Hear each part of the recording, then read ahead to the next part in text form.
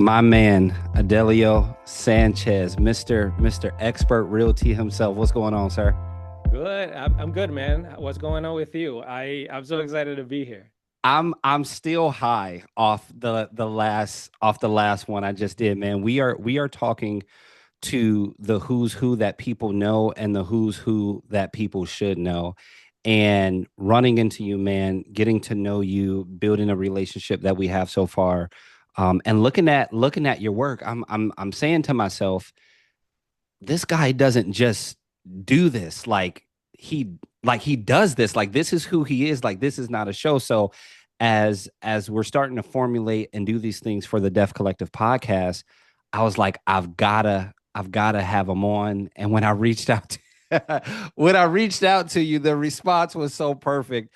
But man, welcome. We got some questions. We got a good set amount of time, and I'm excited to have this conversation with you. So thank you so much for being here.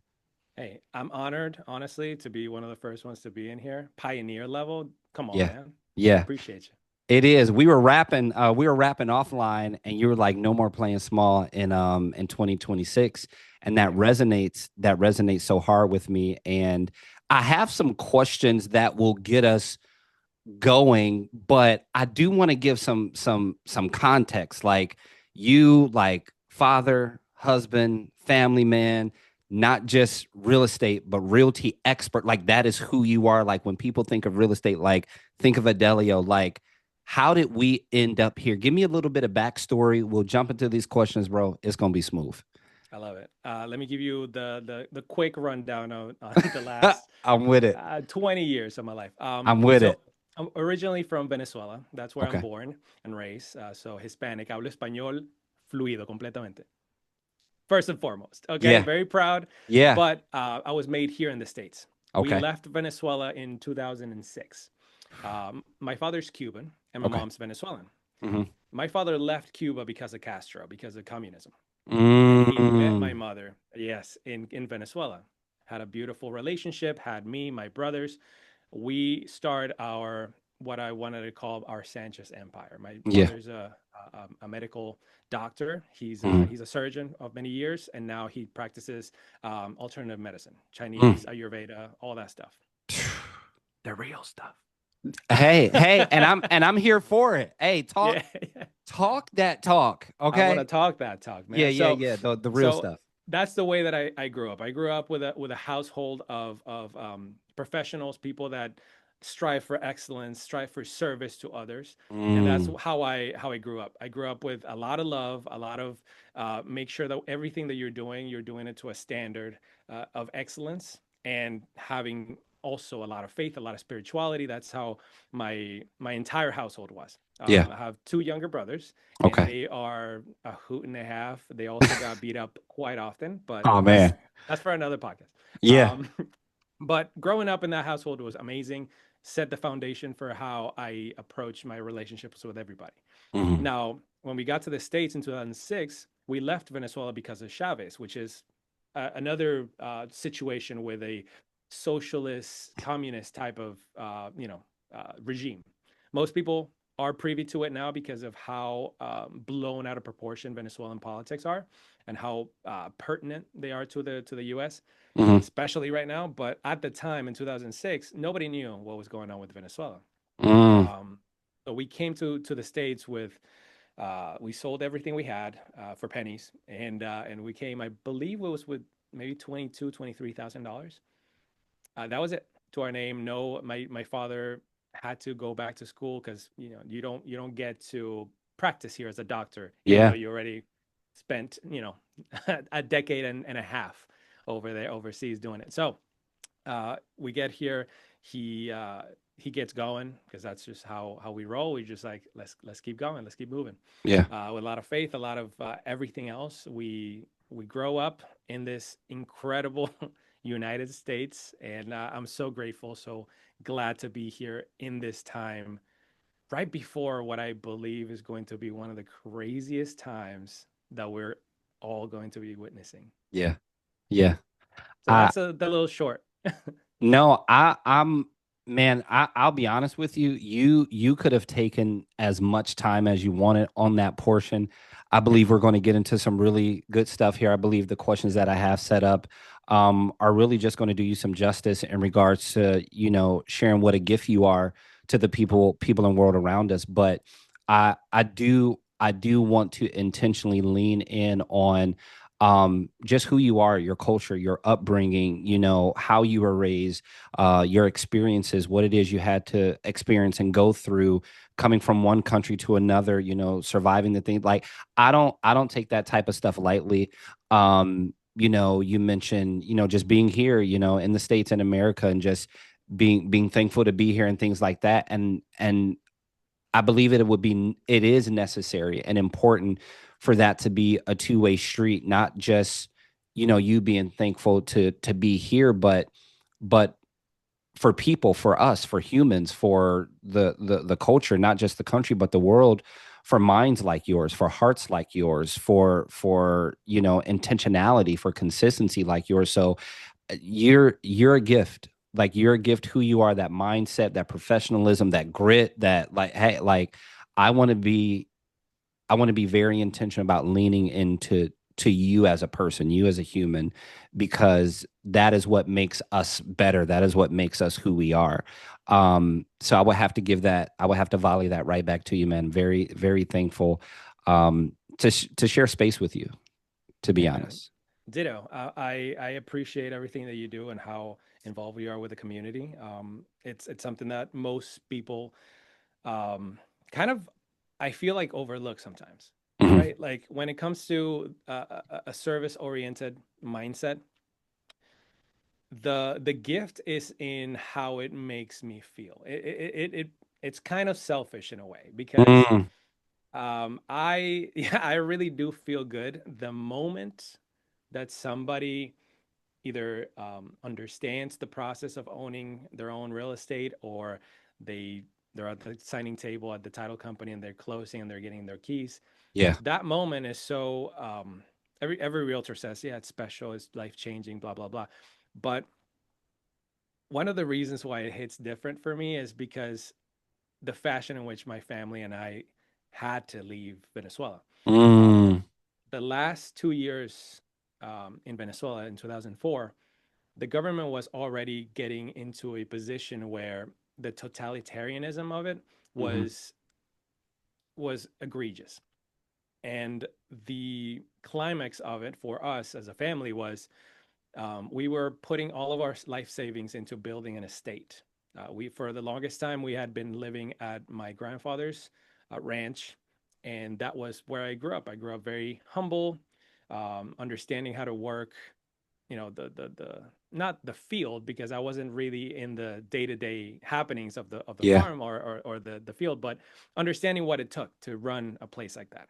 Yeah. Um, and then we wanted to make this very modern, very us estate. It was going to have a whole bunch of different spiritual themes, because that's, as I'm sure we'll get into, there's a whole Sure. chapter of my life where my parents and my brothers, we left to India, and we spent a lot of time in Okay. India in ashrams looking for answers to questions that my father and my mother had in terms of this experience of being a human being. Sure. Um, so at that time in 2004, we were building this estate. We're putting all of our life savings into it. It was acres, and I believe it was in February. We get a letter saying that the government is expropriating our land because they need it. They didn't give a reason as to why they needed it or what they didn't elaborate. They just essentially were the big boys in the block, and they said, move Bullied. over. Yeah, they said, move over. This is ours now. We, for a long time, tried to fight that legally. But when it comes to a totalitarian government, there's no lawyer that's going to be able to go against that type of regime. So at a certain point, my father just had to cut his losses, and that's when we decided we had to leave. If we were to make sure that the family had a chance at anything worthwhile, Hmm. we had to get out of there. And the U.S. was the obvious choice at that time. The way that we came through, to the United States, it was another adventure as well because at that time there was a lot of fear with citizens, Venezuelan citizens, about leaving the country, whether you were leaving with visas or any sort of legal, um, let's say, travel plans. Sure. They were holding people at the airport, and Mm. oftentimes a situation would occur where you had to either bribe or get taken advantage of to be able to leave the country. So that's again, that's another thing that people don't really talk about because again, once you control the information in the media, you can bend it all you want. That's Yeah. a that's a line from a John Mayer song, Hey, but hey, it's true. hey. It's It's true. true. Um, so our big plan was my brothers and I, we all play instruments. I play violin. My middle brother plays the cello, and then my younger brother also plays the violin. Yeah. Viola for a second, but he didn't like it. It was too big. Okay. So our big plan was we're gonna go to Mexico and we're going to audition for a conservatory. Right? Mm. We had already been in conservatories inside the Venezuelan what's called El Sistema, which is a system of orchestras and multicultural schools that are completely free. That's one of the greatest things about Venezuela is they understood the importance of culture through music and the arts. Hmm.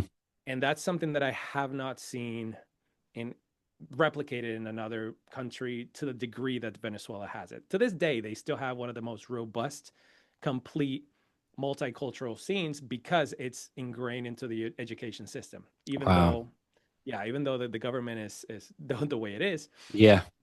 this was something that was kind of non-negotiable by the I guess the generational spirits of Venezuela. There's a lot of culture, a lot of arts, a lot of dancing, visual Yeah. arts, music. So ever since I was a kid and my brothers, we were in orchestra and we would go to the orchestra every single day after school. We would just go to orchestra and we did that for decades.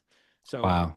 this was the plan. The plan was to go to Mexico, apply to this conservatory, which was an extremely prestigious conservatory, but that was the perfect alibi for most people at the government to not think that we were trying to flee the country. We were, but but this was the alibi.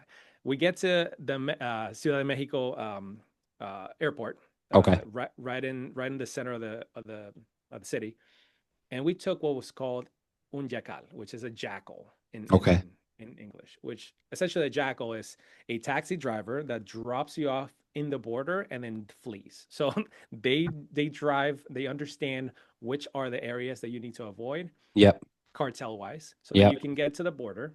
And as soon as they drop you off, they just get out of there, and now you have to deal with ICE or whoever is at position at that station.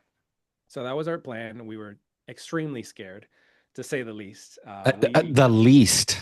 yeah, we had everything about our life was uprooted, and we were holding on to this hope that like we're putting all of our trust in this man.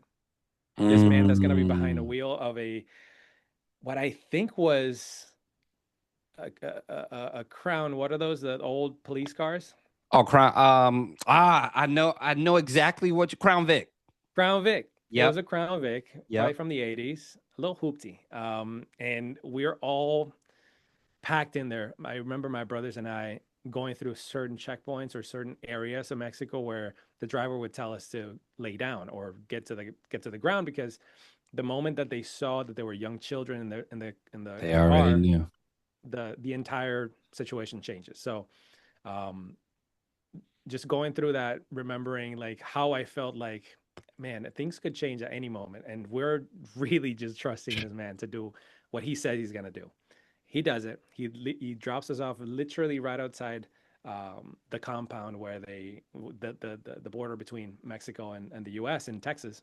And then we Mm. go in, and my father at that time, with his Cuban status, was able to apply for political asylum.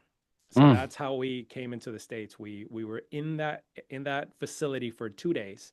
ICE was very nice to us. I don't know what's happening now, but at that Different. time, it was a Different. completely different setup. It was very sterile but very methodical. They would pull us in for interviews. They Yeah. would interview us separately just to make sure that storylines align. We say we are who we say we are. They processed us. They put us into the system, fingerprinted, given us not a social security number at the time, but an Yeah. alien card, Yeah. which essentially turns into that eventually. And they were super nice. They bought us McDonald's every day.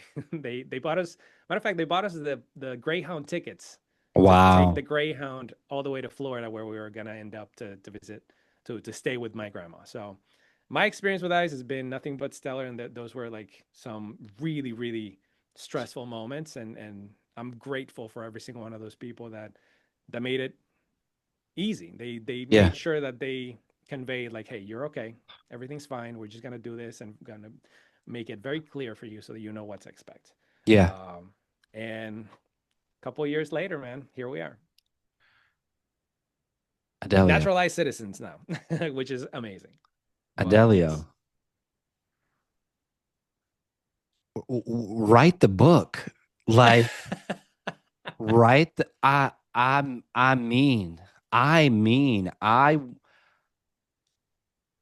are my questions even good enough now? I'm trying to figure like sure, they sure are. Come on now. it this tells me this tells me more about the person. This tells me more about the mind, the heart, the intentionality, like the spirit within you. You were speaking a lot about culture. You were speaking a lot about the spirituality and things like that. Rich is the word, like how rich your life is, how rich your story is, the substance that it has.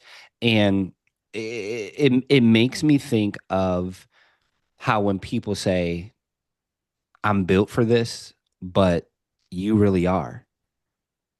Like I'm not, after hearing your story, a part of it, a part of it, it's hard for me to fathom or wrap my mind around the fact or around the possibility of you mishandling me as a friend or a client Mm. just because of the nature and the DNA and the grooming in which you have, just who you are as an individual, as a human. I believe that in this podcast, in this moment, in this time right now, that is something that needs to be celebrated. That is something that needs to be praised because that is who we're speaking to right now. Like that is who we are sharing space with right now. And that is an honor. Like that is a gift. And you are an extraordinary person. Oh, thanks, Like man. I really, really mean that. Um, I well, will say though, there's certain caveats, because even though I've gone through whatever I've gone through, I'm still a work in progress. Like when it comes to my faith, when it comes yes. to my morals, I have very strong morals, but just like anybody else, there's certain situations where I can easily struggle with what the choice to make is. Um, but I do appreciate you saying that, because my ego my ego gets a little boost every time I hear stuff like that. So Hey man, thank you. that's okay. And to hear that and to see that for you to go back and be intentionally, I don't you really just helped me prove my point of who of who Adelio is. But hey, we'll take it. Adelio Sanchez, expert realtor.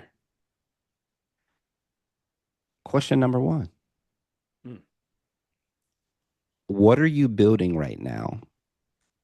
And why does it matter to you personally? Right now, what I'm building is a brand. I want to Mm. build a brand that resonates with my people, who is millennials, that don't really feel like there's a chance in hell for them to own a house right now. I also, Mm, you know what I mean? you're I want to talking. speak directly to them, and I also want to be I want to be inclusive, but there's a rather underserved We talking about aspect. We talk about what we talk about right now. Like, Listen, say what you gonna say. listen, I've closed all sorts of people from all sorts of backgrounds, but my intention at the moment is to be able to bring clarity and direction for my people. Like Yeah, the millennial generation is having to deal with one of the biggest struggles any generation's ever been able to be handed. They have this hybrid understanding of what things used to be, where we're headed, and now we're holding on to each side, trying to decide what do we even where do we fit. yeah, So in terms of being able to own a home, being able to stop paying rent, which is essentially the landlord's mortgage, you can just pay your own mortgage. And if you can have clarity and direction and understand the different steps to get there yeah, easily, yeah. that's what my brand's mission is. But that love it.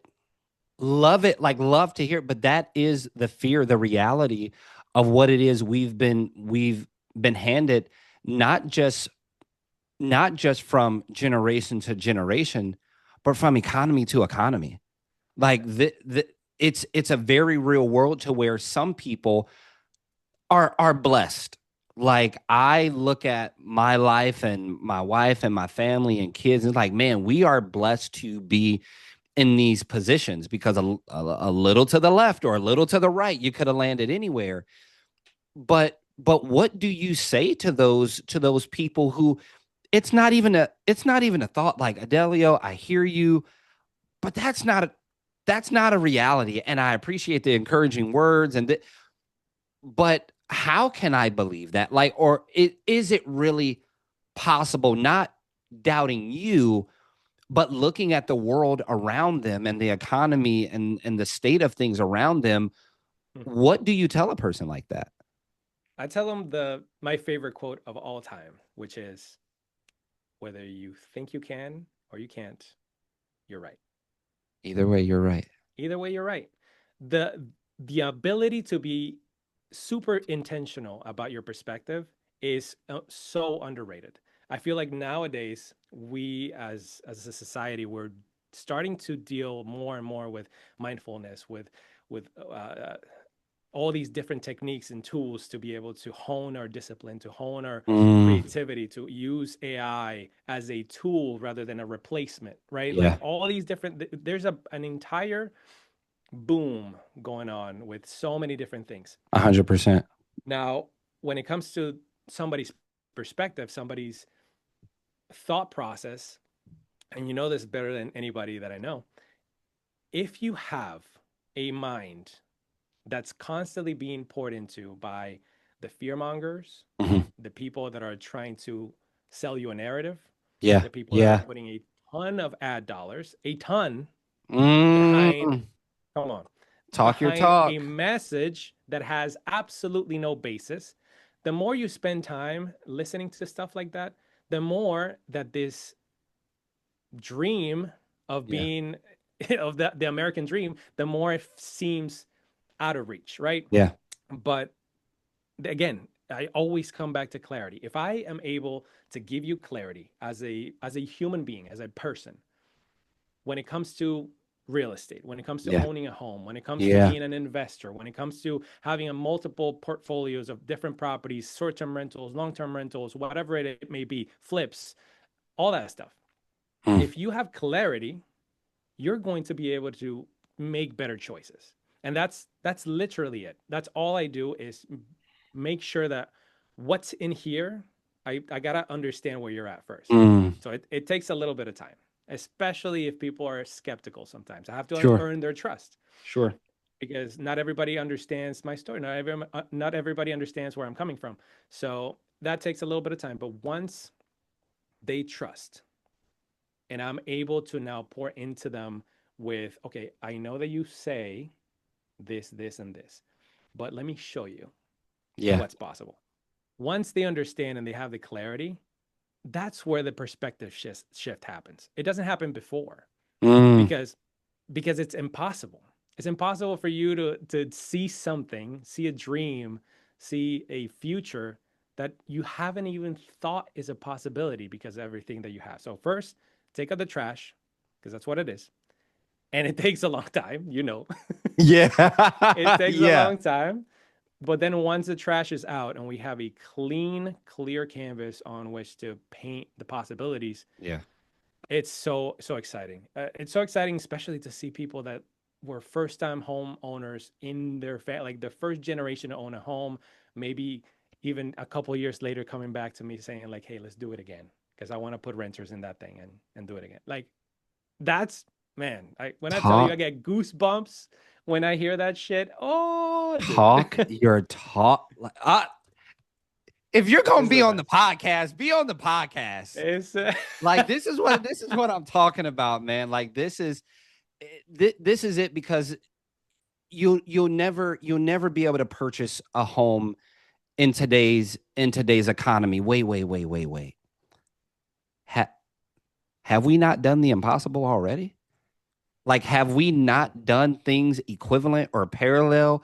Like all that, and now, because if you've been through something before, you don't look at things like this as obstacles. Like I'm sure based on the story that you told us of how you got from where you are to where it is you are now, and somebody then comes and tell you once you're in the States, once you're in America, hey, I just want to let you know this economy sucks so bad. The real estate market is down so bad. You won't be able to survive this. You won't be able to purchase a home. And you're probably like, okay. Like, yeah, you sure about that? Like, yeah. like seriously. And I appreciate that. Something comes to mind, not one of my questions. This is your fault. It's not mine. I do want to see how you answer this question though. Mhm. What do you say to a person who says owning my own home or owning a piece of land or dirt or real estate, I don't think that's the real American dream. That's not or that at least that's not my American. I don't know if you've heard that Yeah. before, but what do you say to that person? I don't want to give you any ammo.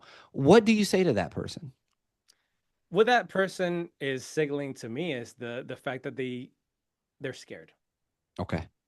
Whenever I hear that, they're scared, right? Because whenever you have made up your mind about something so transformational that I understand the transformational power of an asset, like a house. This is not a home. This is not a This is house. not a It's an home. asset. You're not living here. This is number one, an inflationary proof asset. What do I mean by that? Whenever the Federal Reserve, prints money, which by the way, we're headed that way, Yeah. that weakens your dollar. That $100 in your pocket is no longer $100, right? That is now worth 95, $92. And that's a lot.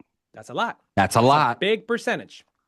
But if that $100 is in your house as equity, and then now your house is going up in value because everything is being cheaper, the rates are dropping, people are buying Yeah. houses, the demand is there. Now the house that you bought is going up in value. That means it's an inflationary proof asset. This is what I need everybody to understand. Your fear of owning a home, whatever you're rationalizing, oh, the taxes, oh, the upkeep, all the things, all these things are hard. Life is hard. Yeah. Choose your hard, right? Like that, Yeah. we keep hearing that. Choose Yeah. your hard. You're either going to have a hard life renting and paying somebody their cash flow, right? Helping their family and Yeah. never seeing a cent back from that, or you're going to choose a hard path of owning a home, being able to take care of it, being able to have insurance over it, being able to pay your taxes, and being able to pass that down to your kids. Can't pass down a rental property that you don't own. There's nothing there. There's Yeah. absolute the moment you move out of that place, it's just memories and Mm. iCloud storage fees, right? That's all that is. That's all that is. Come on, bro. So if you want an asset, which everybody talks about Bitcoin, everybody talks about silver, gold. I love all that stuff, right? Yeah. Yeah. But the original asset, the original multi-purpose asset, the one that you The can borrow yeah. against, the one that you Yeah. can leverage. If you understand that the fear in your head is just based on absolutely nothing because interest rates are malleable. You're never Mm, locked into a loan, right? Like your hmm. loans, if you do your job properly as a loan officer, and I have Yeah. the best loan officer in all of Florida, Come on. you're going to be able to lock somebody into a great loan um with none of these predatory things that loans used to Yeah. have back in the day, right? Yeah. Back in the day, people used to get a loan just because they had a heartbeat. Yeah. I heard this story from one of the first loan officers that I worked with. He's been in the industry for over 30 years, and Okay. he told me that he worked for a brokerage. He's ashamed of this now, but he worked for a brokerage that gave a terminally ill lady a Mm, $480,000 loan. mm. This was right before the crash in 2008, I was about to say, yeah, yeah, and these were the practices that were instituted in that entire aspect of real estate. They just yeah, had no regard to what that was going to do to that lady, to that family, to that lineage. So yeah, things are different now. Things have changed. Things have gotten super tight. The criteria, the qualifications for you to be able to own a home are so stringent, so tight, so specific nowadays that not just anybody owns a home. You can yeah, own a home if you want to, but there is a process. yeah, And if you have the right person, like giving you clarity on the process and making you understand, like, okay, now here's an avenue, here's a possibility for me to be able to own. right. Now you have freedom of choice. Choose to stay where you're at, right? Because that's all we have is the Hmm. freedom of choice that the Lord has given us. Yeah, Or choose this path, which you're scared, but do right. it scared. Like That's you say, how choose your heart. choose Choose your your heart. heart. Like choose your heart. Yeah, that just screams in intentionality to me on your end, which I think is a great segue to the next question. Hmm. And I'm really excited to hear. But see, okay, let's just go for it. What decisions or shifts had the biggest impact on getting you to where you are today? The biggest one, the one that I still struggle with, is Mm, coming to terms with how much I lie to myself. mm, That is something that I've faced time and time again in different chapters of my life. And the latest one happened actually at real life, right down the street when I was yeah, going to church. I know what you're talking about. Yeah, I was in there, we're worshiping, and I remember clear as day. I'm asking God during this moment of worship to give me clarity because I love clarity. I love giving it, but I need it as well. Yeah, So yeah. give me Don't clarity we in all? come on. Give me clarity in what I need to do now. Like what is the new thing that I need to do? And the clarity came in the form of a reminder of something that he had already told me before, which is Mm, your lies are the only thing stopping all these blessings I have for you. wow, wow. And the visual within a second, it just came. I didn't hear a voice. It just landed. Do you remember? Have you seen the latest Harry Potter movies, like the last two? Do you know my wife? Yes. Okay, Like, you yes. But me too. But me too. No shade to my wife. yeah, Like, yeah, yeah. I you did like him too. Come on, 100%. a hundred a percent. la Homora. You know We what I mean? look, we're going to see a couple things coming up here soon. So yeah. I love it. Oh, look at that little bubble. I didn't even know that was possible. Um, so the visual that I got was, you remember in that scene when they're fleeing and they're in the forest and they're doing these incantations where like they're floating in different incantations and building this little bubble, right? Mm-hmm. The little bubble Mm-hmm. is so that they cannot be seen by the Death Eaters or the people that are chasing them. Yep. That's what it looked like. It looked like out of my proverbial wand was lying to myself and to others inadvertently spells that were coming out and Mm. creating this aura, this Get bubble into it. that now the Lord, the God of the universe has made me in his image, and now he understands that I have this thing, this force field through which I'm not allowing things to come through. And he let me know, if you just shut the fuck up and stop lying Hello. to yourself, you could start undoing some of these things that you've been doing over the years, over the different phases, and the blessings are just going to reach. They're going to reach. So What? that was the latest thing th- that I felt. I appreciate that. Not a question on my list, but this is your fault because you're such a great guest. What is a lie that you think most people tell themselves?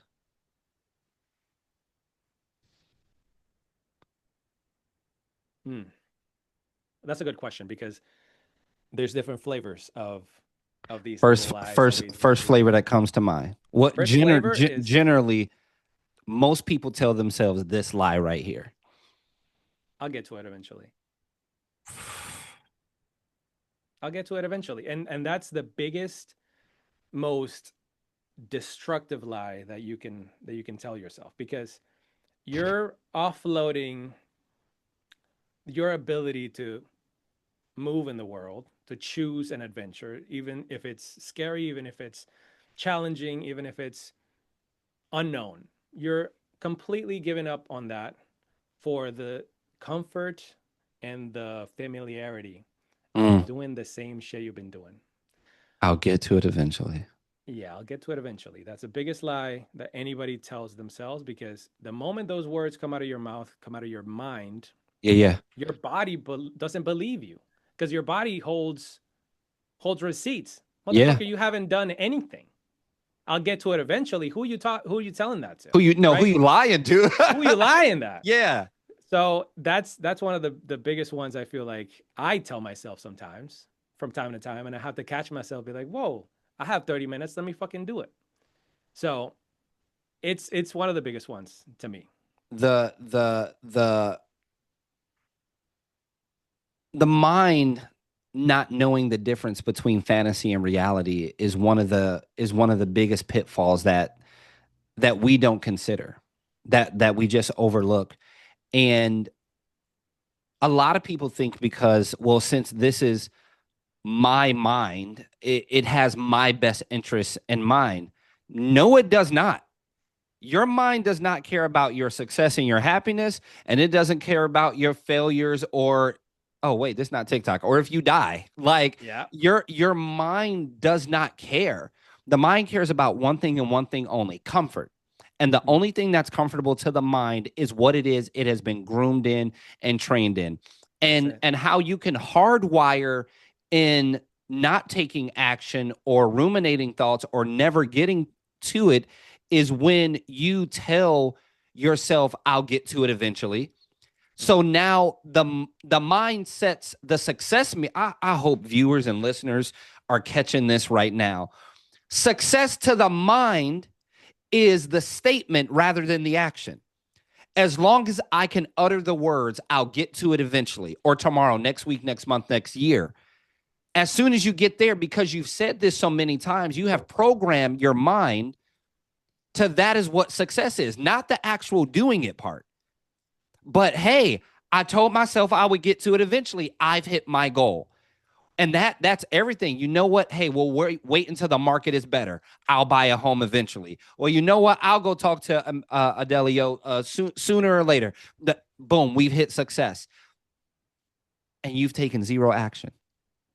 there it is. You've taken, okay. Okay. Okay. All right, Adelio. Question number 3. Yes, sir. What might people misunderstand most about your journey or the work that you do? Mm. Um, I think I work really hard to make things seem effortless.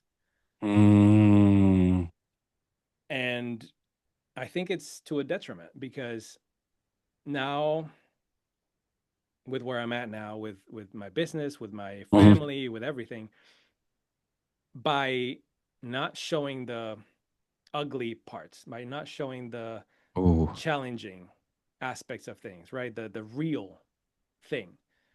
I'm now inadvertently painting this picture in somebody else's mind that I have it easy. Mm, I could do it with no help. When mm, in reality, that couldn't be further from the truth. yeah, I couldn't do any of this by myself. Any of this.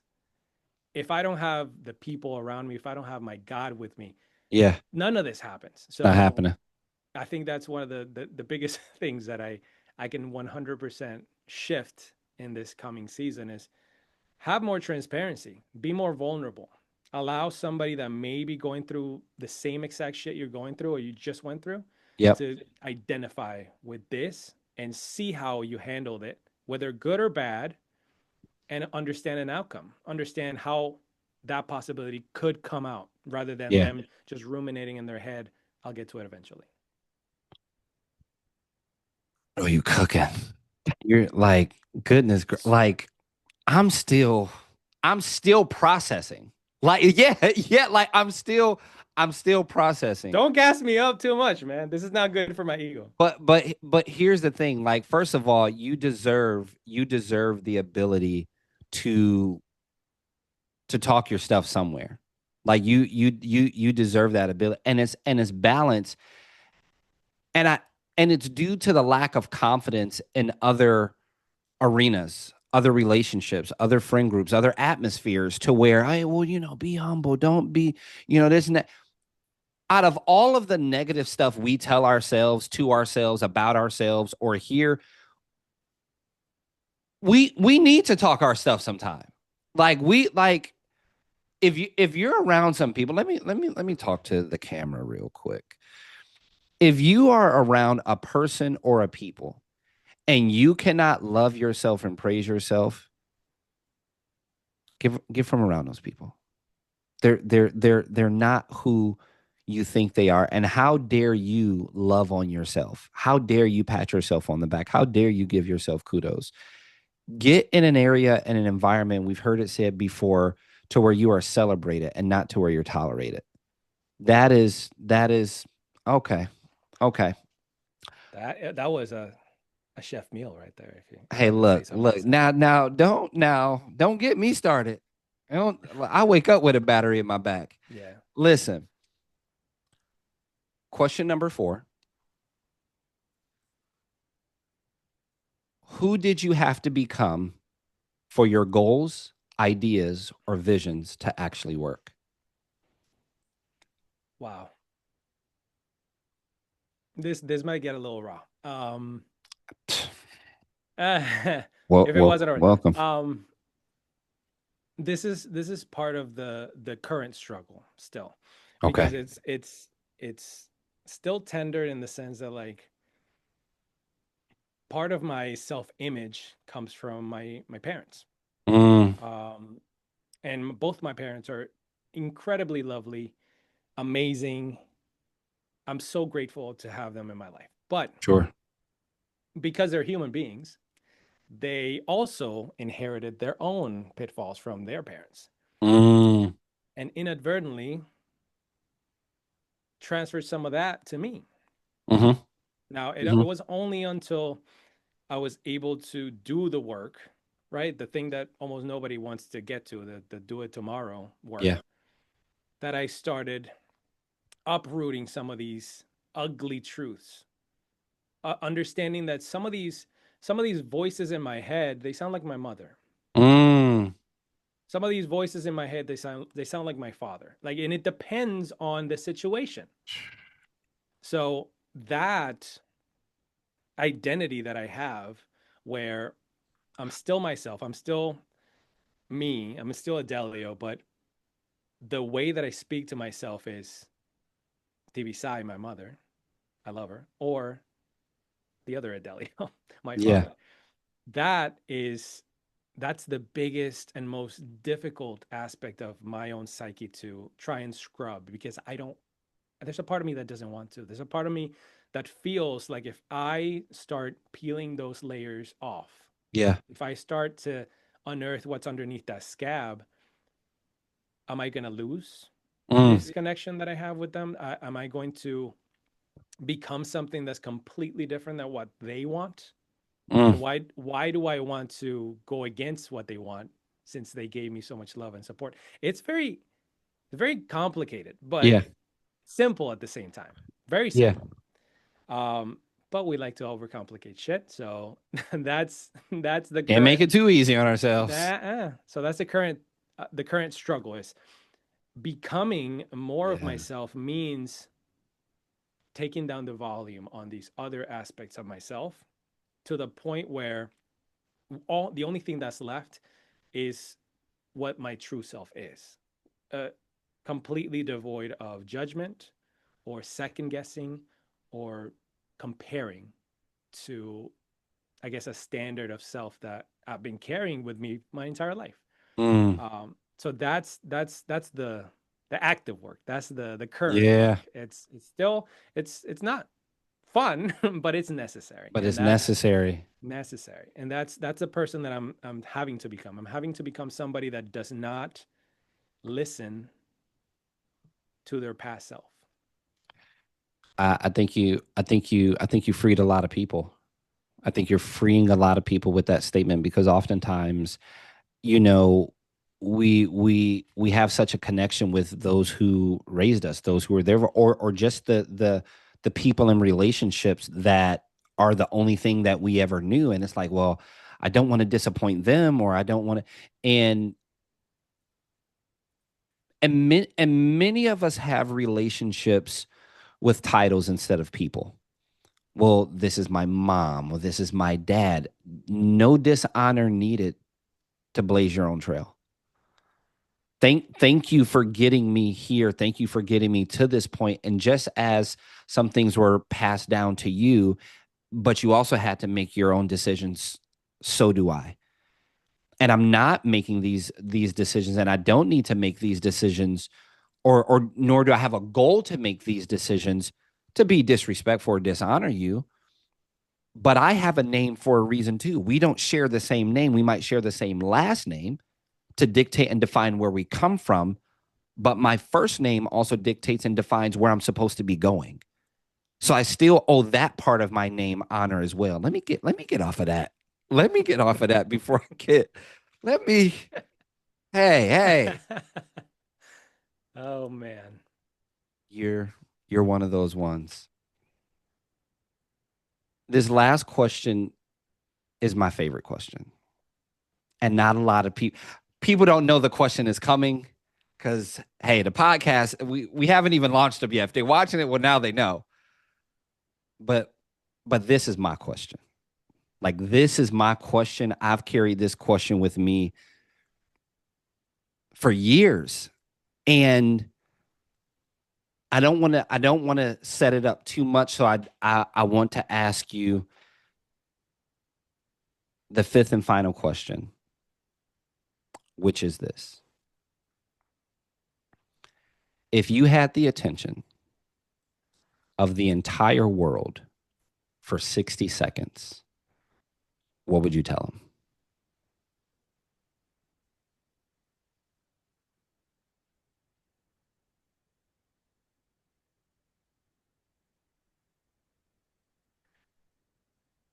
You have to stop avoiding pain. Mm, You have to stop avoiding pain because pain is inevitable. They tell us in scripture, in this world you will have strife. mm, I said it before, but like, yeah, it's not a passage where it says you may, you might. No, you will. You will have strife. You will have pain. You have all these different flavors of it. yeah. But take heart in me that I have transcended this world. Mm, And that is what I would want everybody to understand is like being able to embody a type of consciousness, which is the same consciousness that Christ has. mm, That is what allows you to go through the pain and then use the pain as a vehicle. yeah. So stop avoiding pain, embody a completely different mindset that allows you to surf that pain all the way to the sandy shores of Florida. Hey, first of all, would you, ain't nobody got me to cry on my own podcast yet, and it ain't about to have. So everybody, calm down. I felt it, and I appreciated that, and I needed that, and I'll definitely be taking taking that with me. You said, and let it guide you to the sandy shores, Hmm. all the way to the sandy shores of Florida, which leads us into our segue to close out, which is Adelio B Sanchez .expportal.com. Hmm. Where can we find you? How do we invest with you? How do we tap in with you? Well, listen, Where do we before go? before I give you that, I wanted to have a little bit of a kind of rapid fire um, section where since you have me on your podcast as one of the first ones, I don't take it lightly. I want to bring the thunder, and I want to give value. I don't want just people to come out of this with some emotional and some rational things that they can maybe Yeah, ponder upon later on. But I yeah. want them to have something tactical that they can actually implement. So I came up with a little thing, six little things actually. Wow, I appreciate it. We're here for it. Yeah, I want to kind of rapid fire them really quick because what we do at the office at the Alliance, Yeah, um, talk about it. we do a lot of this. We look into what's going on in the market, and we try to be as prepared, as knowledgeable, as clear as possible, so that no matter where you're at, what you want to do in real estate, we got you in some sort of way. Hmm. So Hmm. these are things that we came up with at the office, and I can't take full credit for it because the team is incredible. But I want to make sure that everybody that's listening to this understands one thing. There's six things that I'm going to rapid fire really quick, and they're all coming to happen literally right now. Hmm. Any single one of these things could shift the market on their own, right? Any single one of them. But Mm. but all six are happening right now. And it's creating a completely different set of opportunities for people. And this is why I'm so excited about this, okay? Got my pen So, ready. yeah, altogether, it creates a very short window. So, the first thing, lower interest rates. Okay. The last two rate cuts have been a quarter of a rate cut, meaning before that, the Federal Reserve, who typically dictates a lot of what happens in our economy in the housing market, they were having they're still having a struggle to understand how we're going to get the economy back to where it should be. Well, Mm. one of the biggest things that they did, and one of the biggest realizations that everybody's having right now, is the fact that Hmm. like they have no choice. They have no choice but to lower rates, and they've done it twice consecutively in the last two Wow. months. So, Wow. so rates are as low as possible, right? And that's going to flood demand back into the market. Little Yeah, by little, it's starting to happen, right? The competition returns, and that as a buyer, it shouldn't scare you, but it should make you perk up a little bit, okay? for sure. That's the first thing. One of those things changes the market completely. But here's number two, the 50-year mortgage. And I'm sure you've heard about this, okay? I have. So the 50-year mortgage, everybody feels some type of way about it. I am agnostic. I don't give a flying shit if Dave Ramsey's over here fear mongering you about the 50-year mortgage. What I'm caring about is the affordability. Can Okay. your family get into a house? Mm. I understand, and this is part of the clarity that I make sure that everybody understands. I understand that loans are not perpetual. You're not going to spend 50 years paying for the house because you're not Right. going to be the same person for 50 years. Right. We're all here, we're in this podcast, we're talking about transformational shit about our own lives. We want to be better. We want everybody else to be better. We want 100%. you to be better. You're going to be better. So why in the hell do you think you're going to stay in the same economic bracket for 50 fucking years? You're not. Never thought about So that. so imagine if you cannot afford a house at 30-year mortgage, but you can at 50. You can always refinance. You can always get out of that. You can Yeah. always upgrade your financial echelon and be able to pay that faster. This is the same exact thing that happened before with the 30-year mortgage. You know that? This is exact same, Uh, right? Before uh, the 30-year mortgage, there was a 15-year mortgage and a 20-year mortgage. But wow. once nobody could afford those prices, the 30-year mortgage became the boogeyman. Guess what has happened for the last couple of decades? Everybody buys a house with a fucking 30-year mortgage. 30-year mortgage. Yeah. Okay, so if this is just a tool and you have the clarity to understand that this is the tool that allows you and your family, especially if you're in a multi-generational type of thing where you can Sure. buy a house that has an annex or a little apartment attached to it, is just one mortgage, and you can have your auntie or your grandma or your parents living in the annex, or maybe you're living in the annex and you're Yeah. nice enough to give them the rest of the big house. Whatever Yeah. it may be, you have an opportunity and an avenue now to get in there. That's what I care about. I don't give a shit if it's 10 times more expensive if you pay the entire mortgage fully in 50 years. Yeah. Nobody's going to do that. That's number two. You like them so far? I like them so far. Oh, yeah. Well, really, really quick. Mm. Well, I guess to fit into a 50-year mortgage, does that is that easier for some potential home buyers and more difficult for others? Does it screw up other parts of the market? Like, is that something that everyone across the spectrum should be like, hey, okay? But I'm guessing. Well, I'll just let you answer the question. Yeah. So the 50-year mortgage essentially allows you to pay the principal and interest for way longer. Yeah. Obviously, 50 years.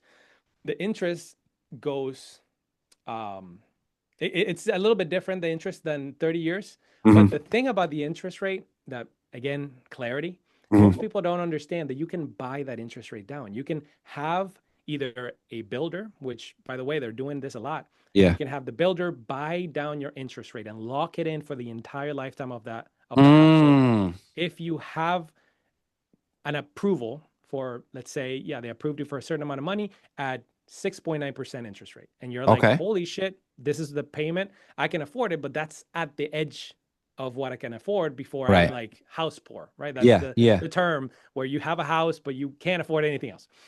We don't want that either. Right.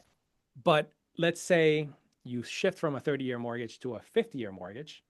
And not only that, bringing down the amount of money that you're going to pay because you're stretching it out, but you're also having either the seller or the builder bring down that interest rate from 6.9 to now 4.9, an Hmm. entire 2%. That's an incremental shift that has a massive difference over the monthly payment that you have, sometimes as big as like thousands of dollars. So this is very important for people to understand, is like there's options. You Yeah. don't have to be locked into anything. There's everything is negotiable, as they say. I So understand. yeah, I so understand. that's one of the biggest things, is like if you can leverage a longer payment situation, like a 50-year mortgage, and then leverage on top of that having somebody that has the resources like the builder, which has to sell the property. They're not in the investment game. They just built it. They want to get it off of their hands. They are incentivized to buy down your rate, to pay your closing costs, Mm. to do all these different things. So if you Mm. work with somebody that understands how to maneuver this world that way, you can you can really win. And the If we win is on the buy. if we work with Adelio, Hey, listen, go work ahead. with Go ahead. me Go ahead. Go ahead. and I'll show you. Number three, this is huge. The November elections happened, and I don't know about you, but I heard from both sides of the aisle, the right Hmm. and the left, I heard people saying the same shit. Okay. Housing affordability, housing affordability, housing affordability. Now, I don't trust any politician. Let me be clear. I am a half Cuban, half Venezuelan. I don't trust them. You like, And let's you get it shouldn't right. either. Right. But if both of them are saying the same thing, pay attention, Okay. because these are the people that just went into office and they're going to be affecting your local laws. These are Mm. these are going to be the things that are going to be implemented to make housing more affordable. So these are the things that again are moving the market. So both sides Yeah. need, they both need the win. So they're going to implement Yeah. all these policies, and all these policies are going to accelerate demand. So that's number three. Number four, again, any one of these could Any change the one of market, them. any one of them. but they're all happening at the same time. This is what I can't stress this enough. The blue red migration happening right now from people in New York because of Mamdani, Hmm. I'm already feeling it. I'm already getting calls from Puerto Ricans, from Cubans, from Dominicans, people that have anti-socialist blood in their veins. If I'm Wow. making myself clear, this Wow. is a Very culture clear. that cannot, yeah, they cannot stand those types of ideologies. Yeah. They're moving. They're looking for a lifestyle. They want lifestyle over politics, right? And they Hey. look at Florida no longer as like a vacation spot. It's the haven. This is the Yeah. place. Home. They look at, yeah. And that's, again, the quality of life here is driving people to move. So that's number 4. Number 5. This is my favorite one. Let's do it. The homestead tax changes. Yes. Yes. Ron Yeah. DeSantis, our governor, has been talking about this for years. He's been very vocal about this, and just finally he's able to put it on the ballot so that we can vote for it next year. Hmm. If it passes, what this means for the Florida housing market, I'm getting goosebumps just thinking about this. Yeah. If you own your house free and clear, meaning you don't have to pay taxes on it.